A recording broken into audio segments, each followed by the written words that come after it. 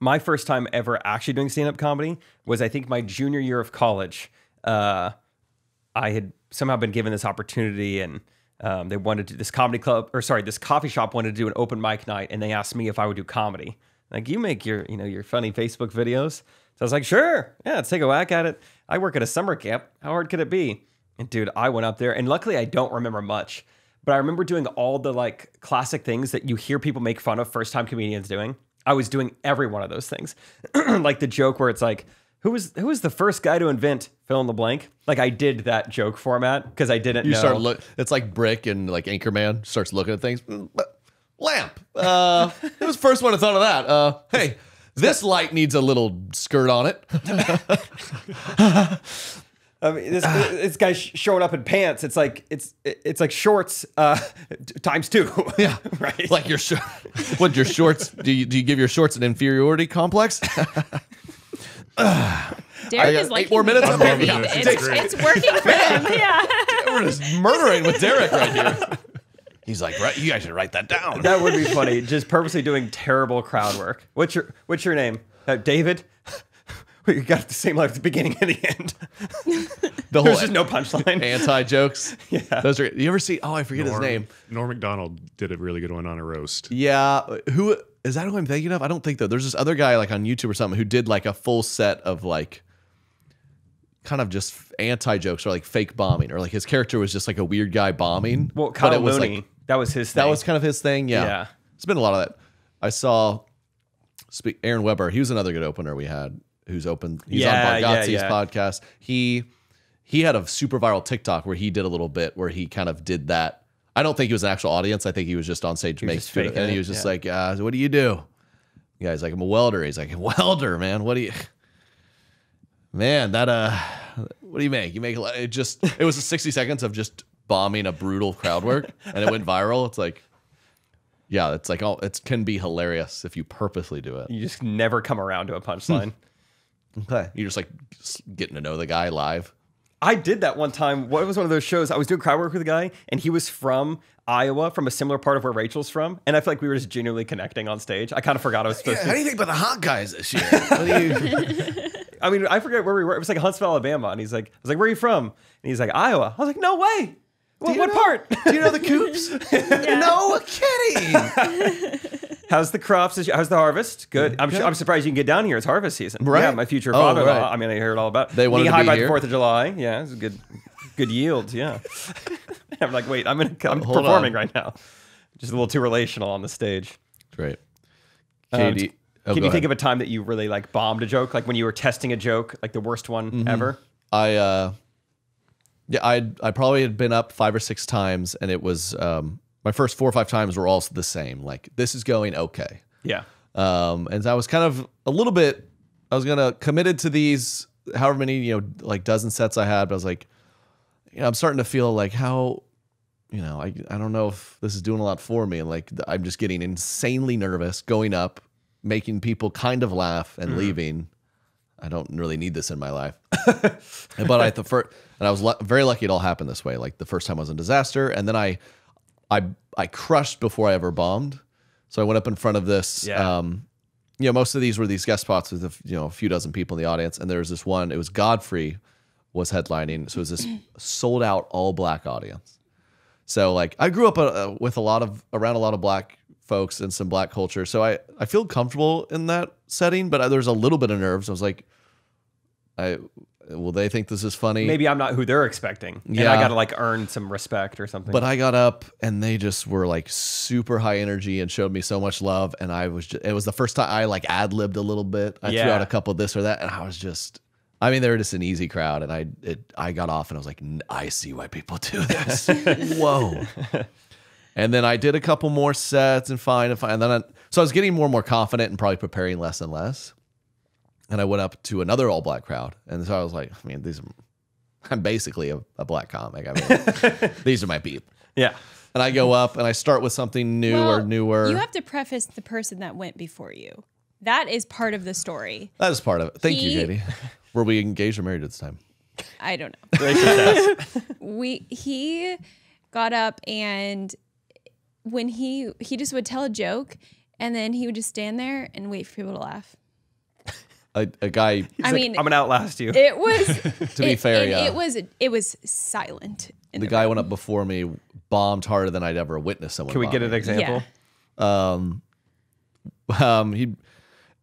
But what I was also impressed with them because I was still in the phase of like, if something goes wrong up there, I'm gonna fall apart. Like I'm so nervous. I'm just gonna quickly move on to the next That's thing. true. He was confidently bombing bomb. so confidently. Yeah, I mean, that he is didn't true. care at all. He just people. He was dying. People were like, you would hear people kind of like scoffing at him at some point, and he's like, "Come on," or he's like, "I saw you guys. You guys ever see those things at the dealership flying around? I think I saw someone in the back doing this, going, "We need representation." And that it would be that quiet, and he'd be like, And then he would just stand there he'd just stand there and be like, and wait. "Do you guys not?" I don't even.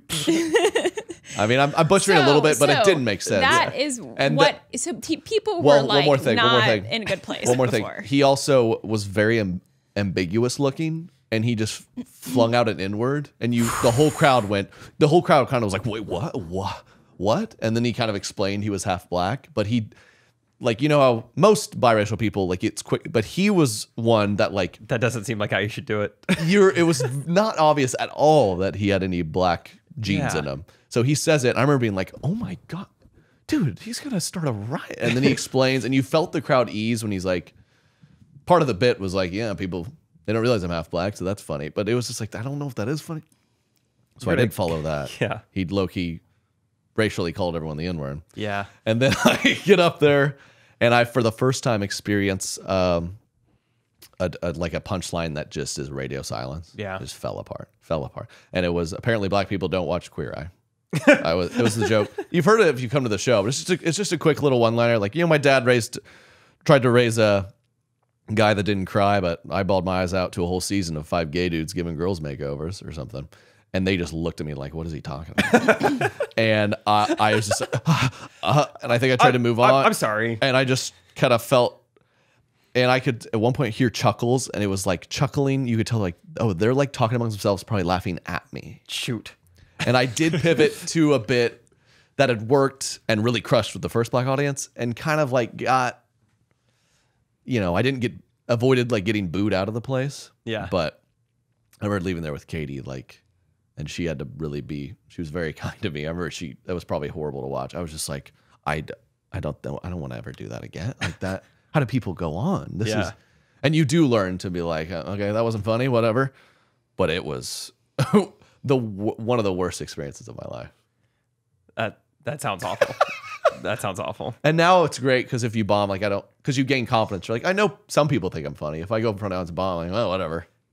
And you can kind of like embrace it and be like, this isn't going well, huh? This is not. But when you don't have any experience and you don't get it, it's like You don't have like things in your back pocket you could fall back on. You're just dying up there. It was crazy. So We're better now. Although we didn't talk much about Corpus Christi last episode. That was Yeah, our most recent Corpus set of Christi. shows. I was not in the exact same situation, but I feel like I was in a little bit of a situation where I had to go up on stage, and the crowd wasn't exactly warmed up.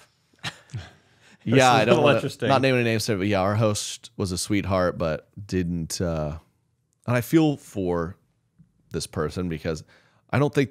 Well, one, mainly to give them the benefit of the doubt, it doesn't appear they get the memo that it's like we work clean, we try to do like a fun, lighthearted show, and it came out hot with like kind of very R-rated material, which didn't help them probably. Yeah, just a lot of F words over and over. And like a lot of the F words were like the punchline, or like there's a whole story about Stuff her about- daughter losing her virginity. Yeah, And I was I like, well, I'm about to go up there and say I don't know what French kissing is. So it's Yeah. gonna be a little So it different. made your weekend probably a little tough.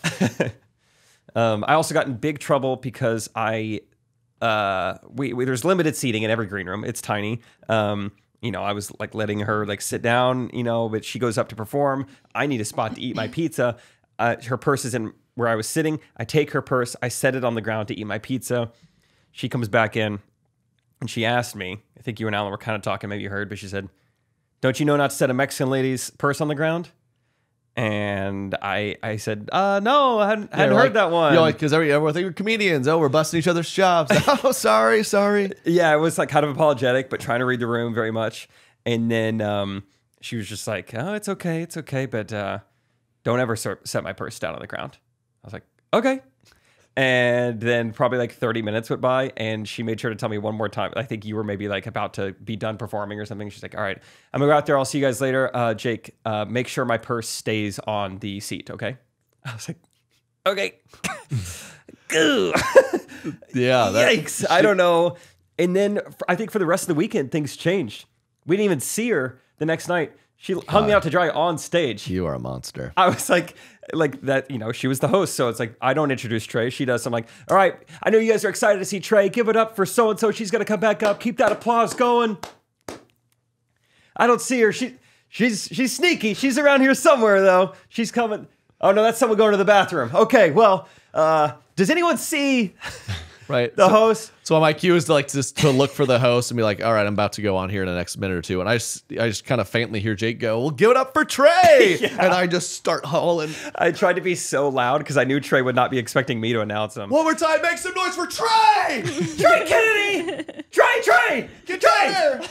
That's his name. That was the last show of the weekend, right? It was I love that idea where one. she's like, I'm done. She just got out of there, didn't say bye. We never saw her again. I don't know what happened. So that's sorry. Sorry to you, sorry to her. Yeah, if we have any Mexican listeners, let us know if maybe we learned something. Tell it if setting a Mexican lady's purse on the ground is like the worst thing you can do, let us know. Because anytime I go to a nice taco spot, I move the purses around. So stop. Maybe they don't like that. But let us know, because you never know. Culturally. Oh my gosh, culturally. Yikes. That might be my word I can't say. Fetishizing. Katie, say consensus. Consensus. Sounds a lot. Yes! Consensus. That's funny.